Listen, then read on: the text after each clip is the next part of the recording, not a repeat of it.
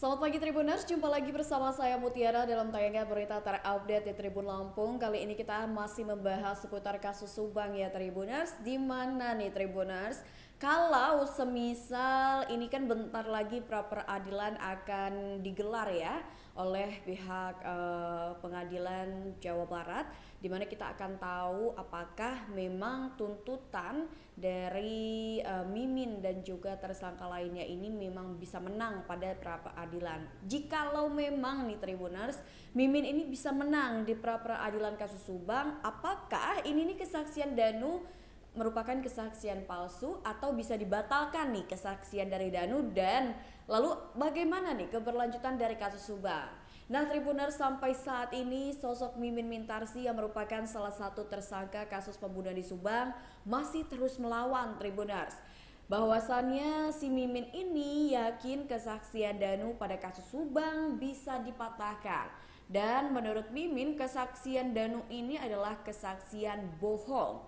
Danu alias Muhammad Ramdhanu ini adalah yang membongkar kepada kepolisian terkait pembunuhan ibu dan anak Tuti Suartini dan Amalia Mustika Ratu. Tragedi keluarga ini pun nyaris menguap 2 tahun sebelum akhirnya Danu ini menyerahkan diri ke Polda Jabar. Keterangan Danu itu pun akhirnya dicocokkan kembali dengan penemuan yang sudah ditemukan oleh pihak kepolisian, dan akhirnya muncullah nama 5 tersangka dalam kasus pembunuhan di Subang. Nah, untuk tersangkanya ini ada Yosef, Mimin, Arigi, Abi, dan juga Danu. Yosef sendiri adalah suami dari Tuti sekaligus ayah dari Amalia. Sedangkan Mimin Tribuners adalah istri muda Yosef, dan Arigi dan Abi ini merupakan putra dari Mimin. Danu sendiri yang merupakan tersangka merupakan sepupu dari Yoris ataupun keponakan dari Yosef Tribuners. Seperti diberitakan sebelumnya, Tribuners, bahwasannya ini kan jasad Tuti dan Amalia ini ditemukan di bagasi mobil Alphard pada 18 Agustus 2021 lalu di Desa Jalan Jaga, Kecamatan Jalan Jaga, Kabupaten Subang. Nah, Mimin ini yang sudah ditetapkan oleh tersangka, yang ditetapkan sebagai tersangka oleh pihak Polda Jabar, tidak terima dengan keterangan yang diberikan Danu kepada pihak kepolisian. Keterangan Danu ini juga yang dijadikan dasar oleh pihak kepolisian saat melakukan rekonstruksi yang dilangsungkan pada Rabu kemarin atau tepatnya 22 November 2023. Mimin mengaku dirinya ini akan tetap berjuang lepas dari jeratan kasus Subang meski dirinya kini sudah tidak lagi punya penghasilan Tribuners. Seperti diketahui bahwasannya kondisi perekonomian keluarga Mimin ini menjadi tidak karuan sejak ditetapkan sebagai tersangka kasus pembunuhan ibu dan anak di Subang. Mengapa tidak gitu kan, Yosef suami Mimin yang kini juga merupakan tulang punggung harus mendekam di penjara lantaran dirinya ini ditetapkan sebagai tersangka dalam kasus pembunuhan ibu dan anak di Subang. Belum lagi Tribuners, rekening Yayasan Bina Prestasi Nasional yang kini diblokir polisi selama proses pengungkapan kasus Subang. Pengacara Mimin yang bernama Roman Hidayat pun menerangkan pemasukan kliennya kini hanya bertumpu pada penghasilan yang didapat oleh Arigi Reksa Pratama. Arigi sendiri ini diketahui bekerja di konter ponsel, dan pihak kuasa hukum pun mengatakan bahwasannya Mimin dan Abi mengandalkan penghasilan dari Arigi. Sementara Abi Aulia mengaku belum berniat mencari pekerjaan untuk saat ini. Ia berencana mencari pekerjaan setelah kasus pembunuhan ibu dan anak di Subang ini pun selesai.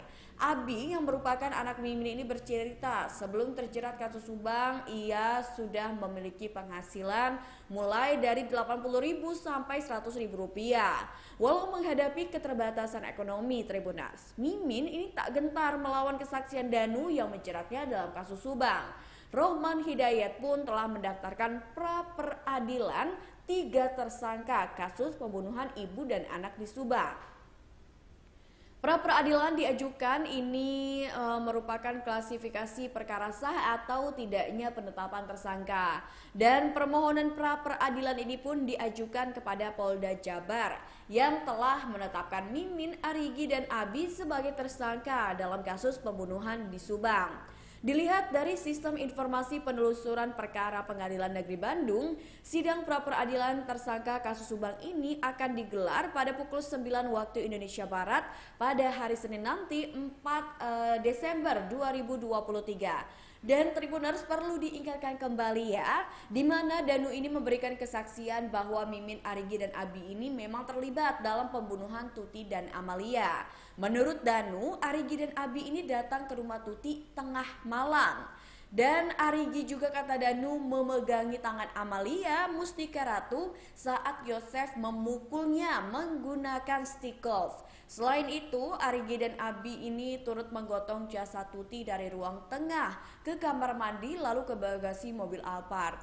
Dan dalam kesaksian Danu pun Abi disebut memarkirkan mobil Alphard.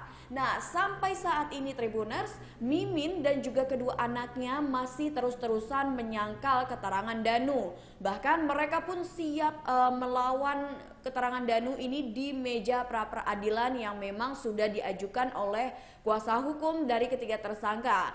Kalau Tribuners seandainya nih ya, pada saat pra-peradilan ini ternyata Mimin menang, lalu apakah keterangan dari Danu ini bisa dibatalkan begitu saja, dan apakah keterangan dari Danu ini merupakan suatu kebohongan? Lalu selama ini kan kita tahu bahwasannya prarekonstruksi dan juga rekonstruksi ini dilakukan oleh pihak Polda Jabar ini dengan mencocokkan antara fakta-fakta yang ditemukan pihak Polda Jabar dengan keterangan yang diberikan Danu pada saat dirinya menyerahkan diri. Tapi kalau misal ini pada saat sidang pra-peradilan ternyata Mimin ini menang, bagaimana kira-kira kasus Subang ini? Apakah kasus Subang ini bubar begitu saja atau ini akan menemui jalan buntu? Artinya kasus ini akan menjadi kasus dingin yang tidak terpecahkan. Nah, Tribuners, selain itu ya, kalau berbicara tentang sosok Mimin Mintarsi dan juga kedua anaknya,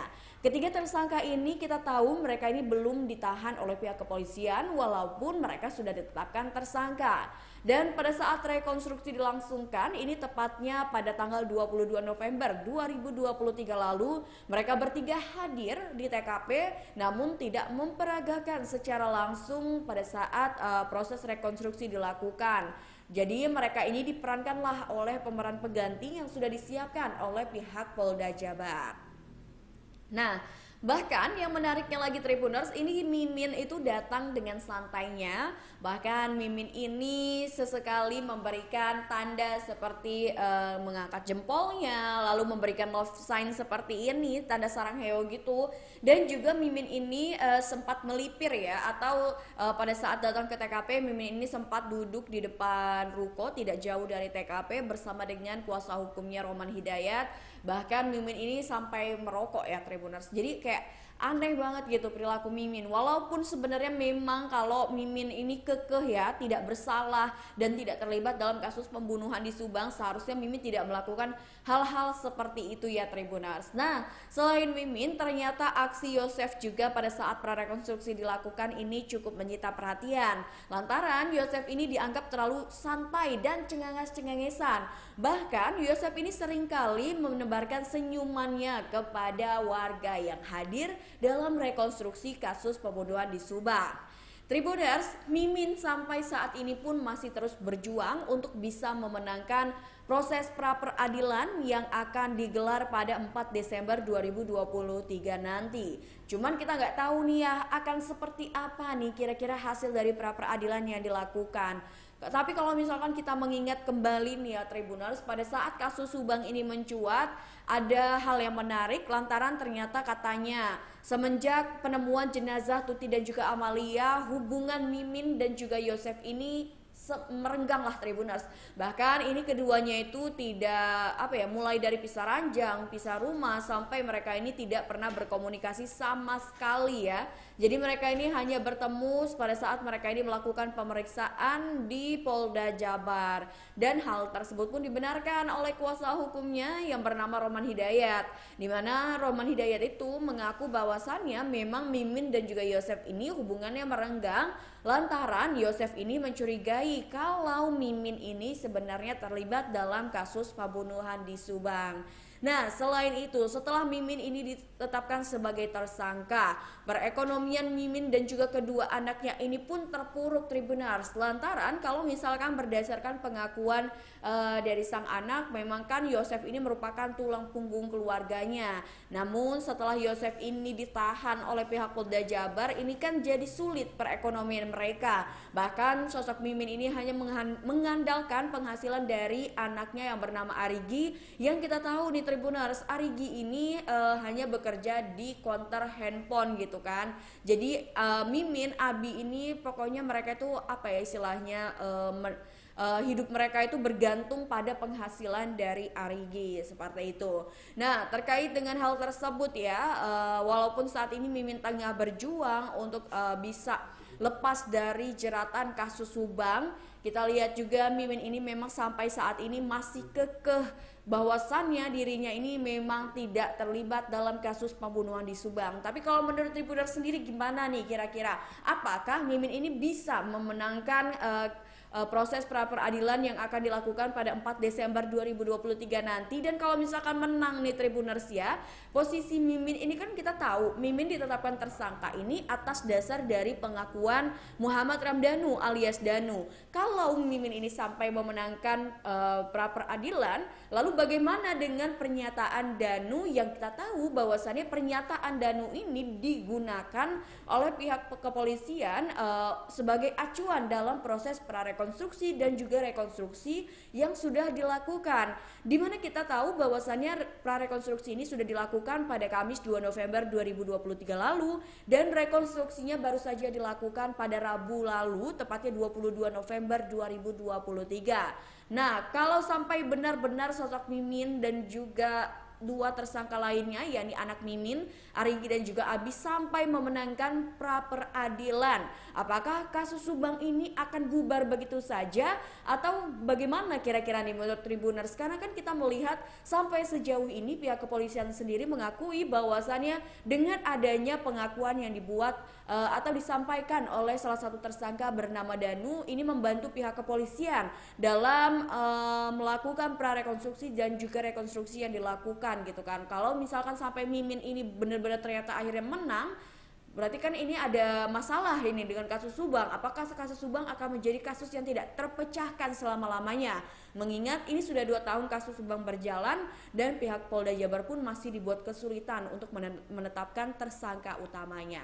Nah Tribuners, mungkin itu saja obrolan kita terkait dengan update dari kasus Subang, dan nantikan tayangan terupdate lainnya bersama dengan saya Mutiara di YouTube Tribun Lampung Official dan YouTube Tribun Lampung News Video.